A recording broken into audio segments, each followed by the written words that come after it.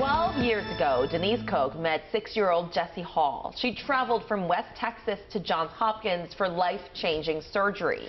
WJZ was there when Dr. Ben Carson removed the entire right side of her brain. The surgery was a success. 12 years later, Denise checks back in with Jessie as she graduates and now heads to college. How great to see you. Great to see you too. It's been a long time. It has been a very long time. Jessie Hall, now 19, ready to graduate high school. You like that? Yeah. When we met in 2009, Jessie was a lively 6-year-old. Do you see me? But she had begun having seizures, and her parents learned she had a disease on the right side of her brain, Rasmussen's encephalitis. I remember lots of staring into space, eye twitching, just being in a whole nother dimension really, and not knowing what was happening. Untreated, it would have spread and ultimately caused her death.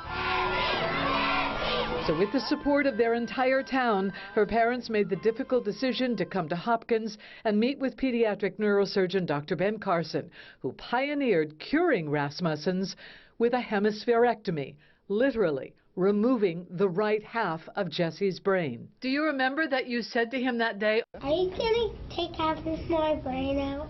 Would you like me to? Yeah. Okay, then you got it. Yes, I remember. What do you think of that now? I kind of cringe at all of the things that I said. I'm like, oh, I was very outgoing. Yes, she was an energetic, charming child. How you doing, young lady? Good. You hanging in there? Yes. All right, good. You ready for your haircut? Yes. Okay. I remember getting my head shaved and prepped. I remember all the people, just my parents worried, and the stress before the surgery. WJZ was in the operating room all 7 hours as they carefully removed the entire right side of her brain. They ordered mac and cheese for lunch. We were told with therapy and rehab, eventually the left brain will begin doing the job of the right.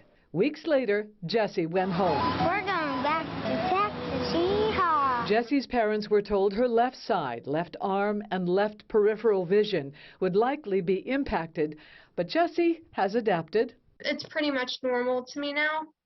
So when I'm in the classroom, I sit on the left side of the room so I can see the teacher a little bit better. I pretty much do anything I put my mind to now. Including in 7th grade becoming a cheerleader, soon after her family moved to a town where not everyone now knows her story. I like that a little bit because I'm at my normal life now. I can just be a normal person. When someone does notice her slight differences, I just try to put it in a way that's not scary, just saying I have half a brain and that's why my left side of my body doesn't work. now she is headed to college where she plans to major in child life studies, a program that helps frightened, hospitalized children become more at ease. I guess it made an impact on her because that's what she wants to do. Now 19, Jessie understands how hard it was for her parents to agree to such a radical surgery so many years ago. I'm grateful that my parents made that decision because they wanted me to have the best life that I could after that. So not only did they have a very good experience at Johns Hopkins Hospital, the Hall family, but while Chris and Christy, her parents, were here, they created the Hemispherectomy Foundation. Wow. There was no such thing. And in the time since, in those 12 years, they literally have helped hundreds of children all over the world who are going through this surgery, because you can get a hemispherectomy for epilepsy. There are a number of brain diseases where this is what they have to do. They have given out scholarships. They have sent children to camp. They have supported families with travel expenses. So they have turned this into a mission which is really wonderful. This is a family who doesn't forget where they came from and everything that they've been through and everything that we've been through over the past year, past 14 months. We needed a story like this to make us smile, and it really makes you tear up. It's hard not to get emotional. And you and I were just sitting here talking, and everything comes full circle now. She's going to college, and she wants to go there and find a way to help children that have been through similar things that she went through. Yeah, as you heard her dad say, she must have had a really good experience at Hopkins. I guess they have a very good child life department there. And the people who were in the child life department helped make Jessie feel at ease. They played games with her. And this experience she had obviously has stayed with her because it was an enormous experience. And now she wants to do that herself. And who better? I mean, if you're a child, she can sit and say, hey, I've been here just like you have. Now, real quick, you did this original story back in 2009. Okay, you keep in touch with her all these years. How special is that for you? Well, you know, we followed the family through this entire chapter, and so I got very close to the parents, you know, outside of my job, just on a personal level.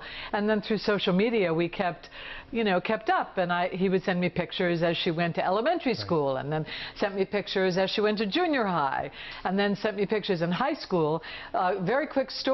She was a cheerleader, as you saw, in 7th grade. I said, when did your physical therapy stop? She said, it stopped when I became a cheerleader because I worked out with the football team. I said, what? She said, the coach of the football team said any cheerleaders who want to work out with the team can. She was the only cheerleader who showed up. But she showed up and worked out with the team, and doing that level of physical exercise made her rehab redundant, so she stopped her physical therapy then. Jessie Strong. Jessie's great.